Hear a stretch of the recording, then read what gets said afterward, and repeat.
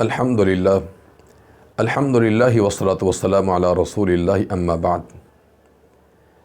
رمضان کا پورا مہینہ ہی برکتوں والا ہے، رحمتوں والا ہے، لیکن رمضان کا جو آخری عشرہ ہے وہ باقی دو عشروں سے زیادہ بابرکت اور زیادہ رحمتوں والا ہے، زیادہ اجر و ثواب والا ہے، کیونکہ نبی کریم صلی اللہ علیہ وسلم رمضان کے آخری عشرے میں اعتکاف بھی کیا کرتے تھے، اور آپ صلی اللہ علیہ وسلم رمضان کے آخری عشرے کے دنوں میں زیادہ عبادات کرتے تھے بمقابلہ شروع کے دو عشروں سے۔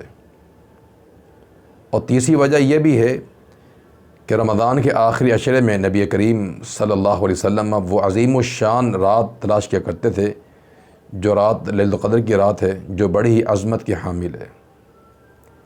ان تین وجوہات کی وجہ سے رمضان کا جو آخری عشرہ ہے وہ بہت زیادہ رحمتوں والا اور برکتوں والا ہے۔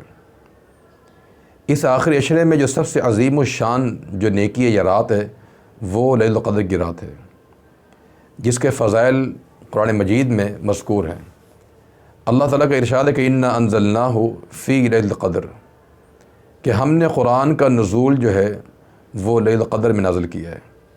یہ اس رات کی عظمت اور شان ہے کہ اللہ تعالیٰ نے تمام راتوں میں اپنی کتاب کے نزول کے لیے، اللہ کی کتاب اس کی سب سے عظیم کتاب ہے، اس کے نزول کے لیے جس رات کا اللہ نے انتخاب کیا ہے وہ رمضان کی رات شب قدر کی رات ہے، جسے لیلۃ القدر یا لیلہ مبارکہ بھی کہا جاتا ہے۔ یہ بھی اس رات کی عظمت ہے کہ اس رات قرآن کا نزول ہوا۔ نمبر 2، فرمایا کہ لیلۃ القدر خیر من الف شہر، کہ لیلۃ القدر کی جو رات کی جو عبادت ہے وہ 1000 مہینوں کی عبادت سے بہتر ہے۔ یعنی انسان اگر 84 سال 4 مہینے عبادات کرتا رہے اور ایک انسان ایک رات جاگ لے شب قدر اور عبادات کرتا رہے، تو اس انسان کے ایک رات کا جاگنا، ثواب حاصل کرنا 84 سال اور 4 مہینے کی عبادات سے زیادہ افضل ہے، برابر نہیں ہے۔ یہ بھی اس رات کی عظمت ہے۔ اس کی عظمت یہ بھی ہے کہ تنزل الملائکۃ والروح فیہا، کہ اس رات اللہ تعالیٰ کے فرشتے اور خصوصاً جبریل علیہ السلام جو ہے زمین پہ اتر جاتے ہیں اور زمین پر فرشتے پھیل جاتے ہیں۔ اور اس رات کی عظمت یہ بھی ہے، فرمایا کہ سلام ہی حتی مطلع الفجر، کہ لیلۃ القدر کی جو رات ہوتی ہے یہ سلامتی والی ہوتی ہے، کب تک؟ جب تک فجر کی اذان نہیں ہو جاتی۔ تو اس صورت میں عالمین نے اس رات کی 4 عظمتیں بیان کی ہیں کہ اس رات قرآن کا نزول ہوا، اس رات کی عبادت فرمایا کہ 1000 مہینے کی عبادت سے افضل، اور اس رات فرشتوں کا نزول ہوتا ہے، اور یہ رات سراسر سلامتی والی ہے۔ اور رسول اللہ صلی اللہ علیہ وسلم کا فرمان ہے کہ جو انسان شب قدر میں لیلۃ القدر کی رات قیام کرتا ہے، غفر لہ ما تقدم من ذنبی، اللہ تعالیٰ ایسے انسان کے سب گناہوں کو معاف فرما دیتا ہے۔ یہ اس رات کی عظمت ہے۔ اور جو انسان اس سے محروم رہا تو اس کے بارے میں اللہ کے نبی کا فرمان کہ من حرم، جو انسان شب قدر کی خیر و برکات سے محروم رہا، وہ انسان ہر قسم کی خیر سے محروم کر دیا گیا، وہ انسان محروم ہو گیا ہے۔ تو لہذا یہ عظیم الشان رات ہے جو اللہ تعالیٰ نے اس امت محمدیہ کو عطا فرمائی ہے کہ ان کی عمریں کم ہیں، تو لہذا اللہ نے نیکیاں ایسی عطا فرمائی ہیں کہ جو زیادہ ثواب اور اجر کا سبب بنتی ہیں۔ لیلۃ القدر کی جو علامات کیا ہیں؟ کتاب و سنت میں اس کے چند علامات مذکور ہیں۔ پہلی علامت یہ ہے شب قدر کی یا لیلۃ القدر کی کہ اس دن جب صبح سورج طلوع ہوگا تو فرمایا کہ وہ تشت کی طرح ہوگا۔ ایک علامت اللہ کے پیغمبر نے یہ ارشاد فرمائی ہے، یہ ابو داؤد میں حدیث موجود ہے۔ دوسری آپ نے علامت ارشاد فرمائی کہ اس دن جب سورج طلوع ہوگا سفید ہوگا، اور فرمایا کہ سرخی مائل ہوگا وہ۔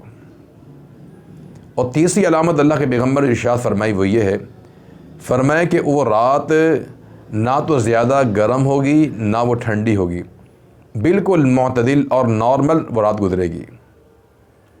اور چوتھی علامت جو اللہ کے پیغمبر نے ارشاد فرمائی کہ اس رات جو چاند طلوع ہوگا، فرمایا کہ اس کی مثال یوں سمجھے جیسے بڑے تھال کا کنارہ ہو۔ یہ 4 علامات نبی کریم صلی اللہ علیہ وسلم نے ارشاد فرمائی ہے کہ سورج مدھم ہوگا، سرخی مائل ہوگا، اس کی شعائیں نہیں ہوں گی۔ یہ ساری علامات نبی کریم صلی اللہ علیہ وسلم نے ارشاد فرمائی ہیں۔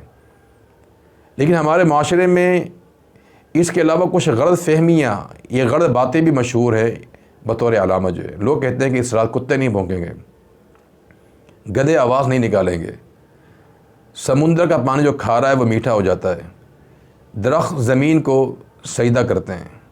یہ سب باتیں مشہور ہیں، معروف ہیں، لیکن یہ غلط ہیں۔ یہ کوئی علامات اللہ کے پیغمبر صلی اللہ علیہ وسلم نے بیان نہیں فرمائی ہے۔ تو لہذا یہ رات بڑی عظیم الشان ہے۔ ہمیں اگر رات مل جائے تو ہمیں کیا کرنا چاہیے؟ ہمارا پہلا کام یہ بنتا ہے کہ ہم خود بھی بیدار رہیں اور عبادات کریں۔ نمبر 2، اپنے گھر والوں کو بھی بیدار کریں۔ جیسا کہ نبی کریم صلی اللہ علیہ وسلم کا یہی عمل تھا کہ آپ جب رمضان کا آخری عشاء شروع ہوتا، شد ازارہ، اپنی کمر کس لیتے، یعنی عبادات کے لیے اپنے آپ کو تیار کر لیتے اور اپنے گھر والوں سے الگ ہو جاتے، وَأَيْقَظَ أَهْلَهُ، اور اپنے گھر والوں کو بھی بیدار کیا کرتے تھے۔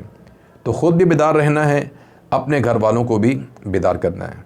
اور تیسرا ہم نے اس رات میں کام یہ کرنا ہے کہ اپنے گناہوں کی معافی بار بار اللہ سے مانگنی ہے، اور وہ معروف دعا جو ام المؤمنین عائشہ صدیقہ رضی اللہ تعالی عنہا نے اللہ کے پیغمبر سے پوچھی تھی کہ ان وافقت، اللہ کے پیغمبر اگر مجھے لیلۃ القدر کی رات مل جائے تو میں اللہ سے کیا مانگوں؟ مقولی اللہم انک عفو تحب العفو فاعف عنی۔ عائشہ اگر تمہیں یہ رات مل جائے تم یہی پڑھتی رہنا، اللہم انک عفو، اے اللہ تو عفو ہے، معاف کرنے والا ہے، تحب العفو، تجھے معاف کرنا بہت پسند ہے، فاعف عنی، یا اللہ مجھے معاف فرما دے۔ تو تیسرا کام اس دعا کا التزام اہتمام کرنا ہے۔ اس میں ہمارے گناہوں کی معافی کا ذکر کیا گیا ہے۔ اللہ تعالی ہمیں اس رات کو پانے کی اور اس میں رات کو جاگنے کی اور عبادات کرنے کی توفیق عطا فرما دے۔ وصلی اللہ وسلم علی نبینا محمد وعلی آلہ واصحابہ اجمعین۔